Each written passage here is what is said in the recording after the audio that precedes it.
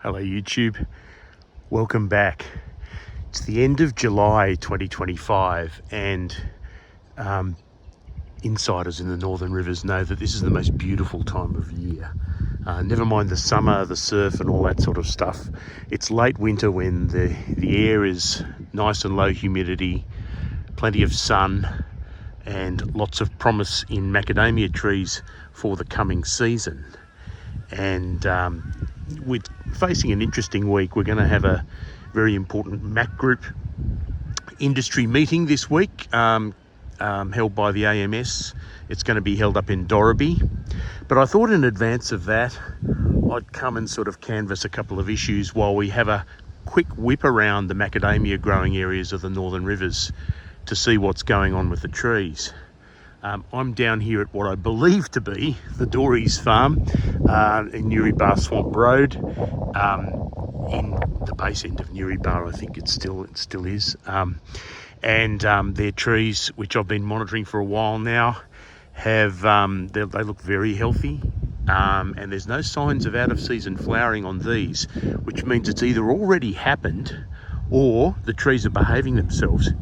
Interestingly, there's some water in the water channels as well. I mean, there was a fair big dump of rain last week, but I would have thought it'd be on fairly dry ground and the water might have dissipated by now. I guess not so much, but look, it's a good, healthy site that I'm seeing here. Certainly wouldn't be worried about this much water in the channels unless it's a sort of longer term thing.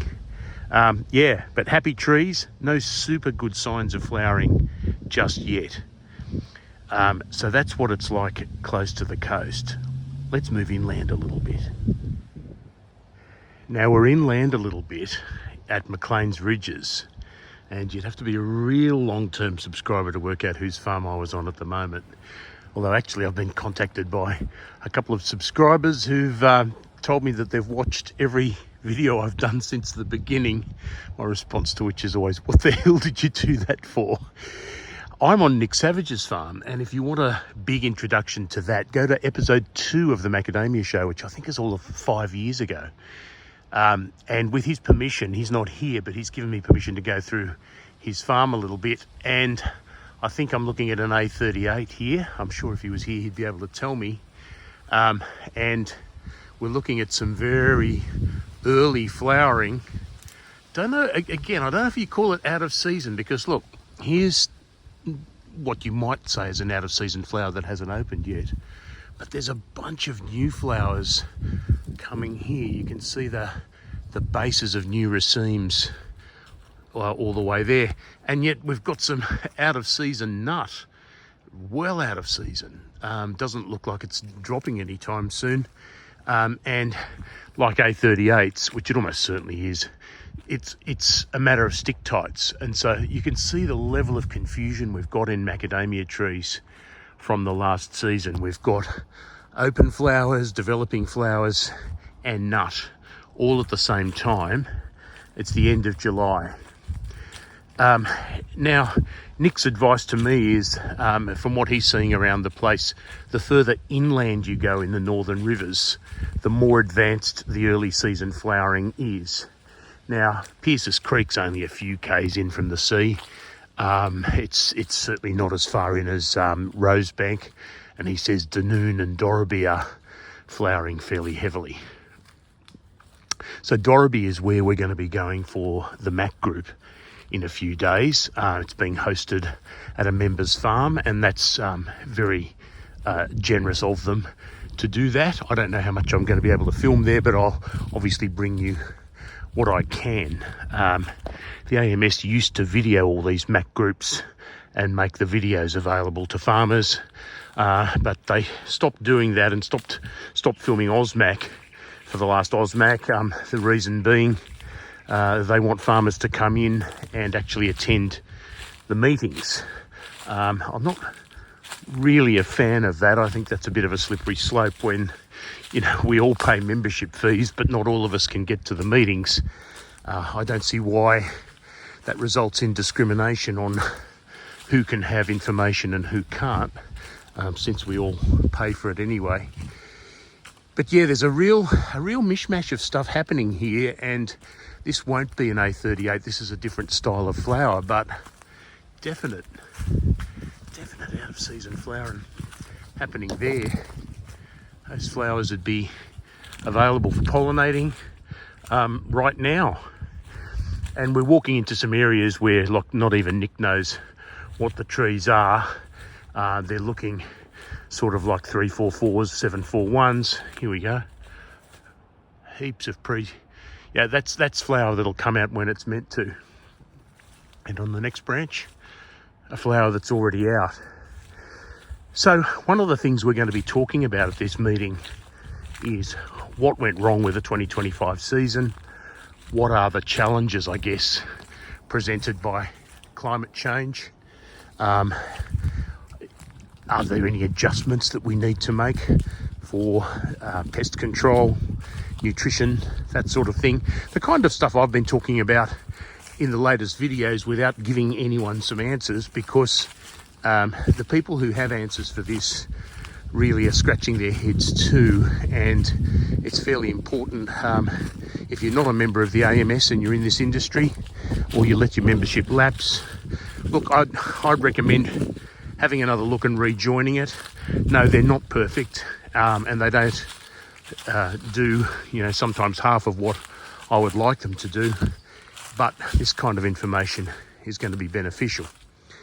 But walking through a number of trees here in Nick's orchard, I'm getting a very mixed picture, and it depends very much on the kind of macadamia we're looking at.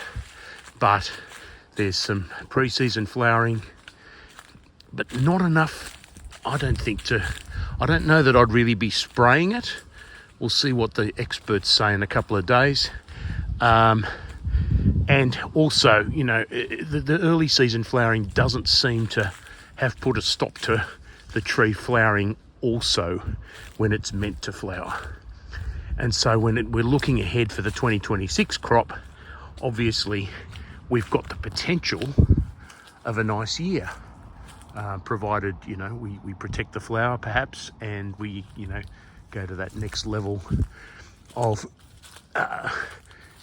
getting rid of lace bug in the orchard and the pests that can come along in November, like macadamia seed weevil and fruit spotting bug in its early stages. So there's a good mix for you. Let's go to another region. Onto the Alstonville Plateau now, and this is an old, fairly overgrown farm, and if I was a betting man, I'd say these trees were 344s. And just walking along the edge of that farm, we're seeing a mixture of already open flowers and flowers that are about to open. So it's a bit early, definitely a bit early. So there's some full flowering out there.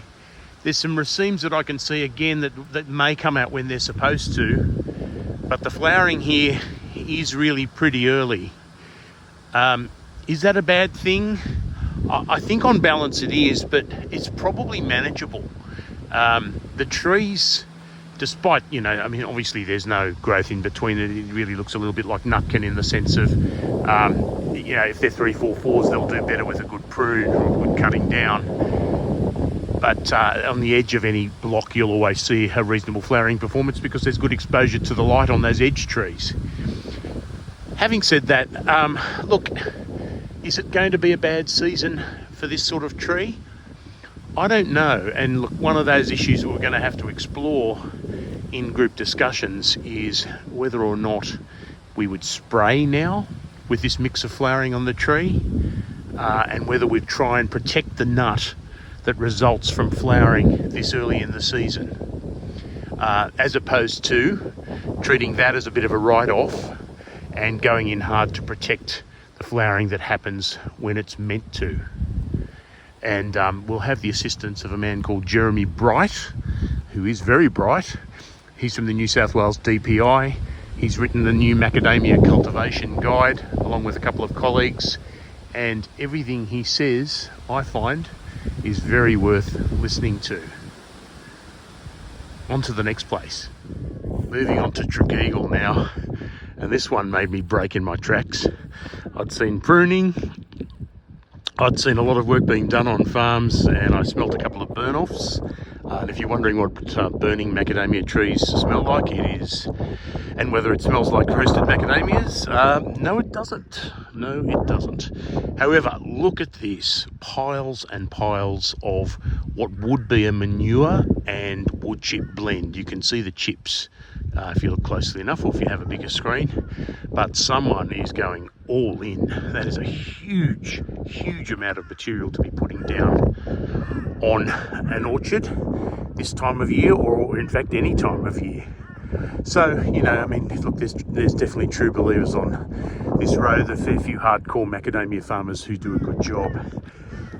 Always love visiting for that reason alone, but the other reason for visiting is to check out what A varieties are doing this particular time of year. A varieties do flower out of season, but particularly for the A4, they tend to flower out of season around January, February, rather than early in winter. So I wanted to see if there was some difference between these particular kinds of trees and the old Hawaiians. And what I can see, looking at these particular trees, which is, they're a mixture of A4s and A16s, and I'll show you how to tell them apart. This particular one I'm coming up to will be an A16. Rounded, curled leaf, no serrations, right? And I'm seeing flowers. They're very hard to spot, but you can see flowers developing. They're in their infancy. So, you know, these trees flower quite heavily, and it looks like there's an okay crop of flowers coming. Always a bit deceptive when they're that young. But what you know, what you're seeing here is flowers developing exactly when they're meant to. So if you're farming these A varieties, or at least if you're doing it in the northern rivers, it's not looking too bad. Here's an A4, serrations, ouch. Give yourself a nice little prick if you feel the sides of those leaves. And the A4s, same thing. Hard to see the flowers if you're just taking a casual look, but zoom in on those. There are some flowers. There's the odd out of season flower, such as that, but it's really minor stuff. And so there's some really positive news there. You can tell this is an A16 for another reason. Stick tights. Those nuts still haven't fallen, and yet there's the flowers already. Now that's not a peculiarity of this season. You'd say that happens to A16s every single season. And yeah, to say stick tights is a problem is an understatement, because really you will never harvest these nuts. They'll never make you $1. They'll just fall at some inconvenient time, and they'll often harbour pests that will transfer through to the next generation. One of the MAC groups, I believe it's the Mid-North Coast one, is having a demonstration of tree shaking. That idea of shaking a tree till its stick tights fall. Yeah, look, there's a risk of harming the roots of the trees, but if you do it properly, apparently it can be all right. There's some good flowers there.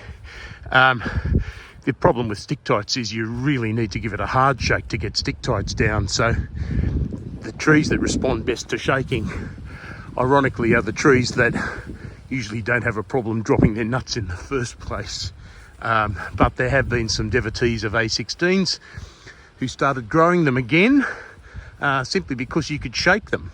And that was in Queensland. I've not heard anything from anyone about whether that really works. But anyway, some prunings there.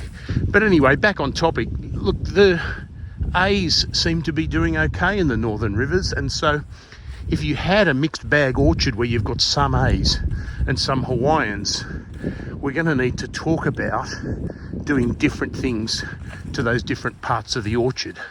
For example, you definitely wouldn't spray racemes that are this young for lacebug, to get rid of a lacebug population. It just won't be there. But in your 344s, if you've got a 344 block in amongst the A's, you might spray that block selectively. So, one size fits all, probably not a recipe for this year, I'd say. Okay, so Dunoon. It's really blowing up a storm here, so I'll be quick because all this wind's going to get in the microphone.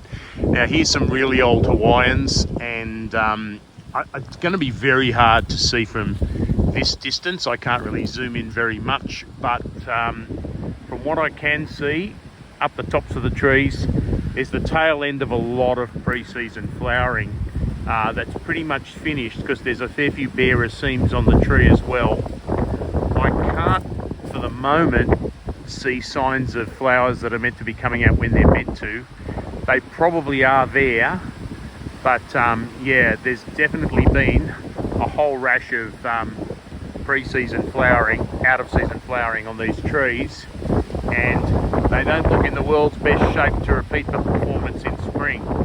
So there might have to be some hard decisions and that farmers make about whether or not these trees are worth the effort for the 2026 season.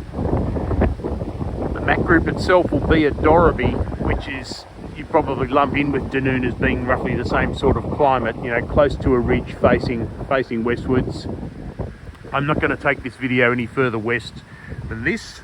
To do that, you'd have to go to places like down on the plateau out towards Casino. But yeah, anecdotally, I'm hearing that there's been a hell of a lot of out of season flowering there as well. So that's my little roundup of the Northern Rivers in this particularly important time of year. We're going to move on to the Mac group then, and I will give you a little bit of a breakdown of what we hear from the experts there about what we do with trees that are in this collectively confused state. Bye for now.